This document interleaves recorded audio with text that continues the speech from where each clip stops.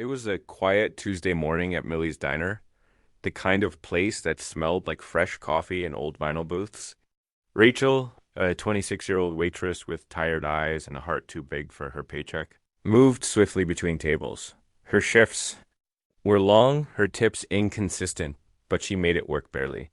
Around 8:30 a.m., a man stepped through the door who didn't fit the usual crowd. He looked to be in his late 70s, with sun-weathered skin, a gray beard that hadn't seen a razor in days, and eyes that spoke volumes even if his lips didn't. He wore an old military jacket, its patches faded, but proud. He sat in the corner booth quietly, as if trying to disappear. Rachel brought him water and a smile. "Morning, sir. You ready to order?" The man looked up slowly. "Could I just get a coffee?" I'm a little short today." Rachel saw the hesitation, the shame in his voice. She nodded gently. "Of course, I'll be right back." She walked away, heart aching.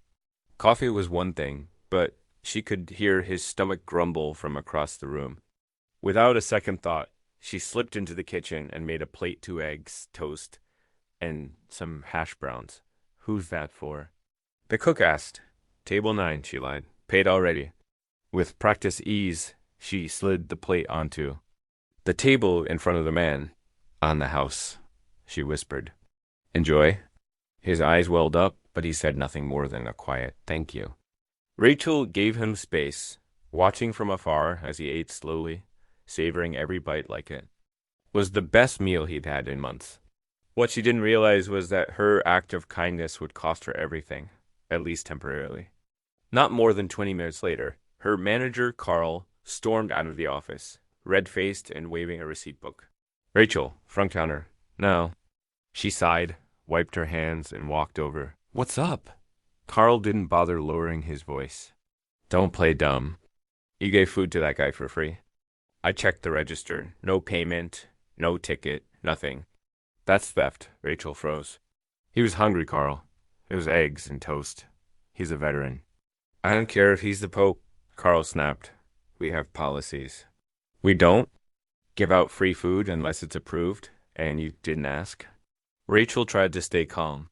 "So, would you rather throw food away than help someone starving?" Carl folded his arms. "That's not your decision to make. You're fired. Clear out your stuff."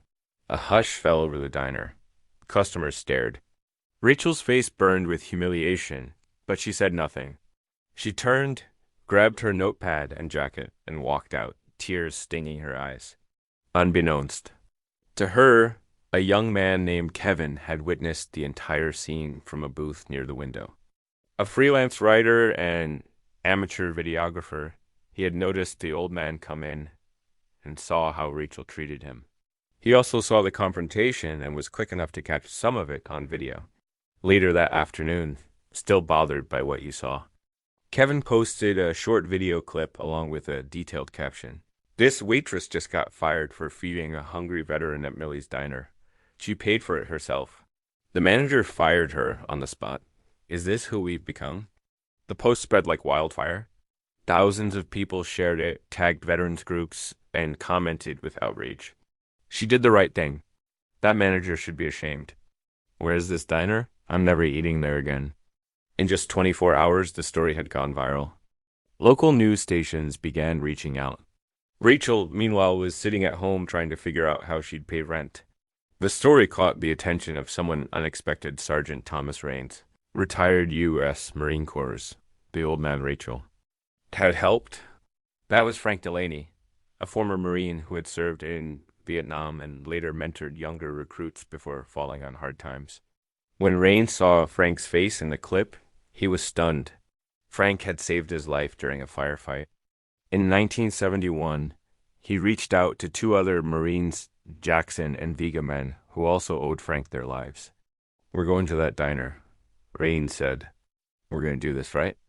The 3 men, all in their late 50s and 60s, put on their dress blues and met up in town. Frank, who had no idea any of this was happening, was sitting quietly in a park, the same place he spent most nights. When they found him, he stood, unsure whether to salute or hug. "We saw the video," Raines said, clapping a hand on Frank's shoulder. "You ready to go make things right?" 2 days after the video went viral, the three Marines walked into Millie's diner like a storm rolling in. They didn't raise their voices. They didn't cause a scene. They just stood there, tall and proud, uniforms pressed, shoes polished. The diner went silent. Carl looked up from the counter, eyes narrowing. "Can I help you, gentlemen?" Rain stepped forward. "You fired a young woman for feeding a veteran?" "That veteran is Frank Delaney, one of the finest Marines I ever served with." Carl stiffened. "That's not our concern." "She broke policy." Jackson stepped in. "Policy without humanity is just cruelty." Yiga added, "We didn't come here for an argument. We came here to tell you that her act of kindness reflects more honor than anything I've seen in this place." One of the customers, recognizing the Marines, began filming. Within minutes, the confrontation was online. The video of the Marines confronting the manager reached 1 million views overnight. Hashtags like hashtag justice for Rachel and hashtag feed the veterans trended for days. News crews camped outside the diner. Veterans groups across the country voiced support. Donations flooded in. Rachel was invited to interviews, podcasts, even morning talk shows. She tried to stay humble. "I didn't do anything special," she said. "I just saw a man who needed food." But others saw more. They saw a spark of compassion in a world that often feels too cold. Meanwhile, Carl tried to do damage control, posting statements about policy and misunderstanding, but it was too late. The internet had chosen its hero, and it wasn't him. Eventually, Carl reached out to Rachel with a public apology and an offer to return her job with a raise and benefits. He even threw in a $5,000 gesture of goodwill. Rachel took a breath, smiled, and declined. "Thank you, but I've already accepted a new position with a nonprofit that feeds homeless veterans. I'll be doing more than waiting tables. I'll be making a difference." The community stood behind her. A local business offered to sponsor her new role. The three Marines helped Frank find housing and benefits he was previously too proud to ask for. And Millie's diner? Business never quite recovered. People remember. But Rachel didn't dwell on the past. She moved forward knowing that one simple act of kindness changed not only her life, but the lives of many.